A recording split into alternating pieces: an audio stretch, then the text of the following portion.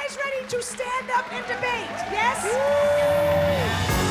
Hal Sparks, The everybody! Democratic Party treat the country like they own the mortgage and they want to stay there for a long time. I'm going to stop you right there. That doesn't happen. It's Michael Loftus, everybody! I think that their hearts are in the right place, but usually their hands go into people's wallets. Quick Okay. rebuttal, quick! Stupidest argument I've ever heard. All they do is move money around. And I hear it all the time. Boom!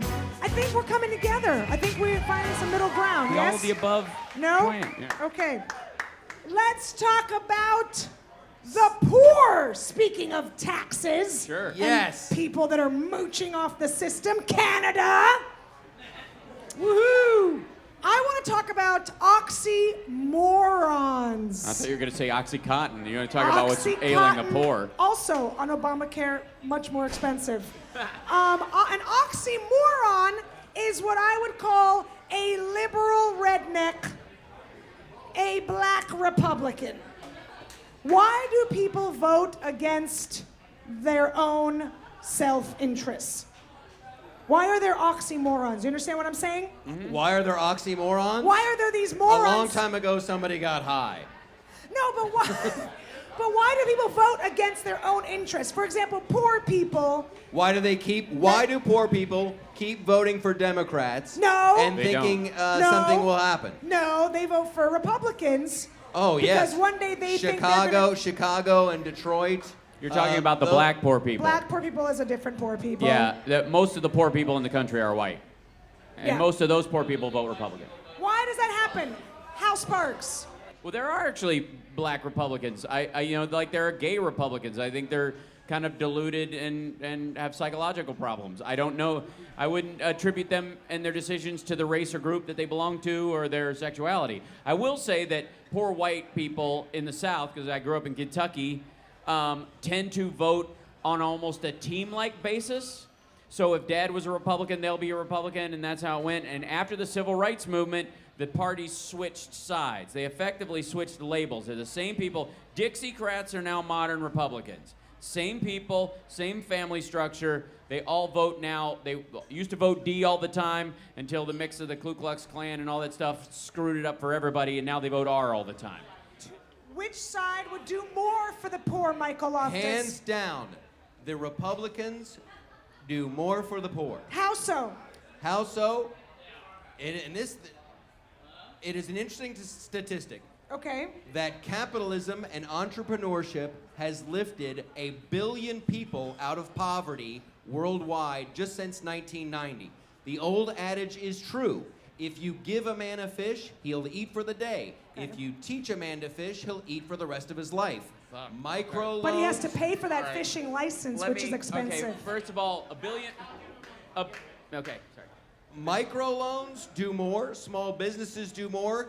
Capitalism. Haven't you ever done that thing where like some poor farmer in Bangladesh he doesn't want a care package, he just wants a fucking pig. So hey, congratulations, you just bought. That is how you help people. Microloans, capitalism, people can bank, they can own things. Don't look at me. I can't. I have a lot of debt, so don't look at me when you say that. We've No had matter how many times we've I've had changed a my war. social. We've had a war on poverty in this country for 40 or 50, 60 years. Nothing is changing.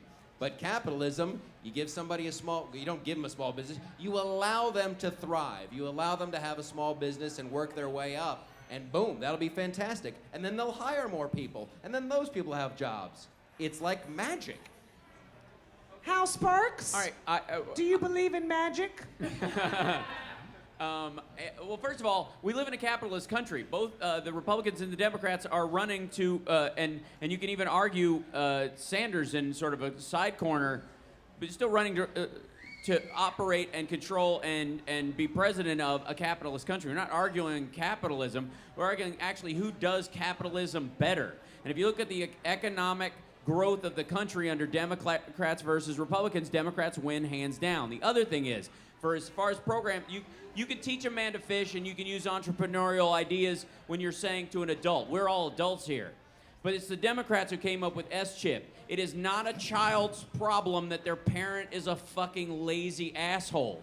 And you can't use that as a hammer to go, kid, you're going to learn a valuable lesson in your life. Your dad's a loser. Therefore, you're going to go hungry. Makes no sense. And the idea that you would somehow let a protected class lead 10 safety. seconds, wrap it up. The point is, the Democrats do more to help the poor gain normal ground so that they are operating as children and young people on a more level playing field than just in depths of poverty like in the 30s. Please vote with your voting papers. Once you're an adult, it's your own ass. But as far as Democrats helping the poor, poverty starts at childhood.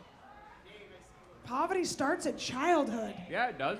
Wow. Rich dad, poor Those dad. kids should get a job Rich- like they did in the Victorian ages. Right, there you Yeah. go. That's You're that, 5, That there's sounds the like, comb. now you're sounding like a Republican. Speaking of children. Rich dad, poor dad. Read that shit. I mean, arguably, that's the thing. If your dad's a bum, you think like a bum. If your dad's rich, you think like you're rich. Unless you have food in your belly and a school to go to that gives you a different perspective and enough strength to actually think for yourself over time. Well, what if you didn't know your dad? Somebody did.